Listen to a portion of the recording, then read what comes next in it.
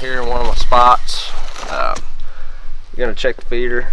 Brought a little bit of corn, maybe refill it, fill it back up, and check camera.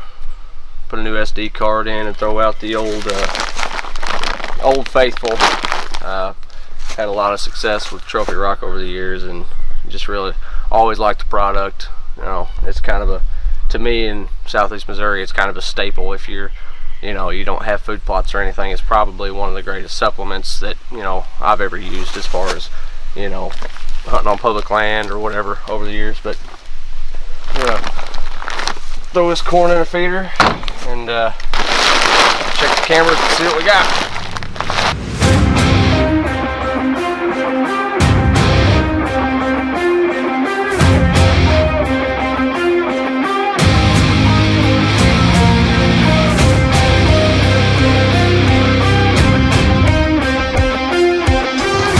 This is how the children of the corn started.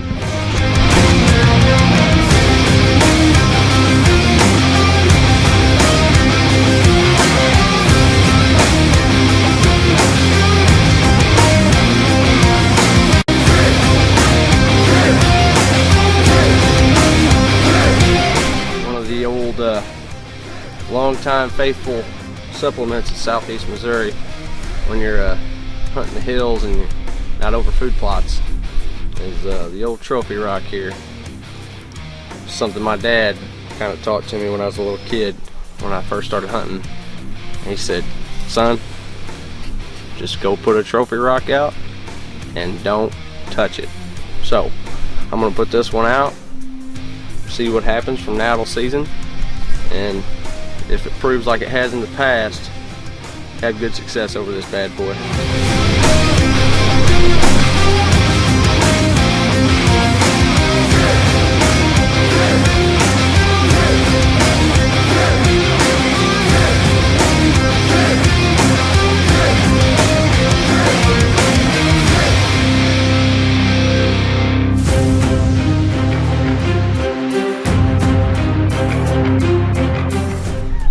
No, but if you could hit that creek from the back maybe and then slip down through this little, but makes you wonder too how many deer are going to be bedded up in that thick little wood line. But see, realistically, as many times as I've been in and out of this property, the way we came in is really the best way to come in, because a lot of them work from this way in. Yeah, they come from that back 80, that back 100 back there, and they work their way over here. So that's why if you walk down through here, you'll see trails shooting every which way.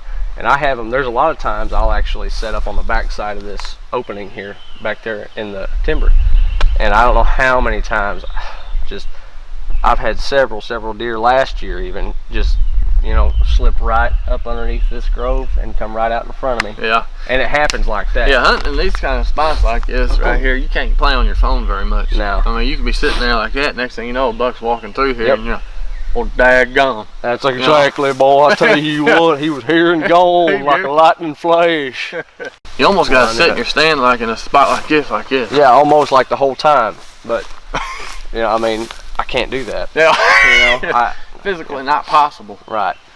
I mean, it's as far as activity, this place is, I mean, I've seen more activity out here in a lot of the places I've hunted in the past couple of years, just because I think it's kind of like a sanctuary, and it's like I talked about, if I'm able to get a food plot in here one year, and then continue to have a food plot in here every other year, I think it would be an absolute incredible place.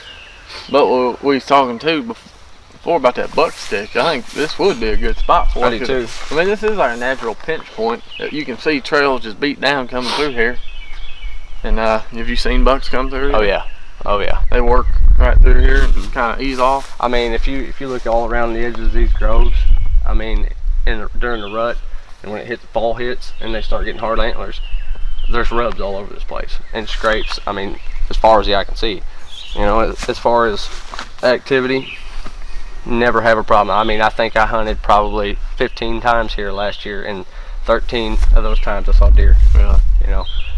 Is there any particular wind that you found to be better?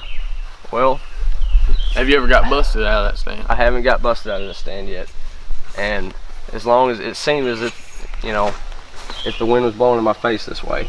Like across here? Yep, because if it was blowing this way, right out towards that way, there's a house and there's a highway. So if it's blowing that way, they're not really using that a whole bunch. Yeah. But there has been the occasional time where, like when we came in, I've seen them working that edge of that road. Yeah. You know, and for some reason, and this is actually a pretty good shed hunting tip.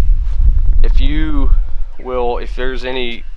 got private ground or there's public ground off of those highways, you know, and I know it sounds scary, but if a lot of times, I don't know how many, I found several sets last year just off the highway across there, you know, that one spot that I told you about. Yeah. That is a great place to work because you know as well as I do, they love to cross the highway.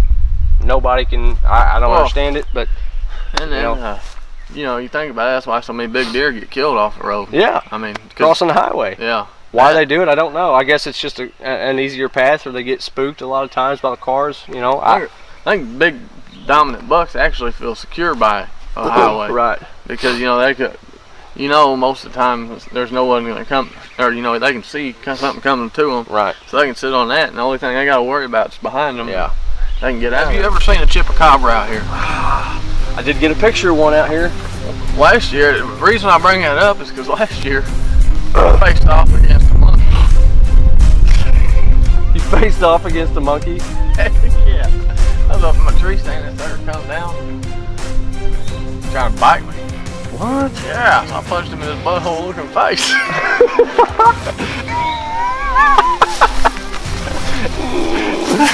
Oh my God. And they gave me the name Kukipakatitapupa, which interpreted means God that fell from the sky and punched the butthole-faced monkey in the face.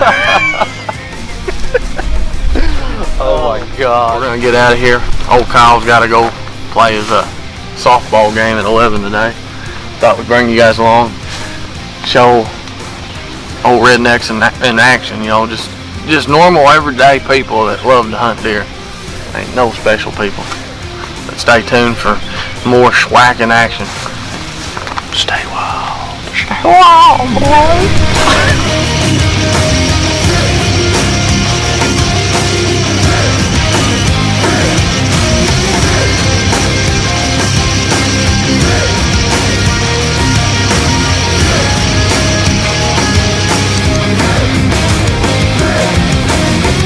I'd say that works.